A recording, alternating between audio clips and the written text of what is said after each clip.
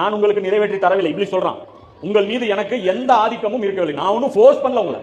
நான் வந்து உங்களை பள்ளிவாசல்ல வந்து தடுத்து நீங்க வாங்க இதுல போங்கன்னு நான் சொல்லல.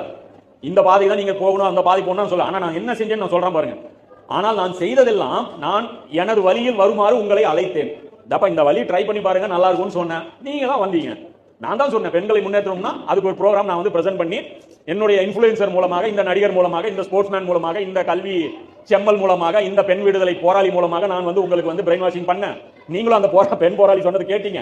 என்ன கடைசியா என்ன ஆகி போச்சு? என் வழியில் வருமா நீங்கள் எனது அழைப்பை தயக்கமின்றி ஏற்றுக்கொண்டீர்கள். சொன்ன உடனே பொசுக்குன்னு ஒத்துக்கிட்டீங்க. என்னடா ஆளுங்க நீங்க இப்படி சொல்றான். ஆனா கொஞ்சம் கூட யோசிக்கல, டக்குன்னு ஒத்துக்கிட்டீங்க. இதுல போவோம் ஃபியூச்சர் பிரைட்டா இருக்கணும்னு போயிட்டீங்க. யோசிச்சு கூட பார்க்கல. என்னடா எப்படா பிரைட்டா இருக்குன்னு ஒரு சிந்திக்க கூட இல்லையா? அல்ல அவன் சொல்றான் இப்ளீஸா. எனவே இப்பொழுது என்னை இகழாதீர்கள். அங்க பாரு, என்னை திட்ட வேலையெல்லாம் வச்சுக்காது. நான் நாசம் பண்ணிட்டேன், நீ நாசம் பண்ணிட்டேன், என்னை எல்லாம் பிளேம் பண்ணக்கூடாது. உங்களையே நீங்கள் இகழ்ந்து கொள்ளுங்கள். உன் அறிவு எங்க போச்சு? நீயே உன்னை திட்டி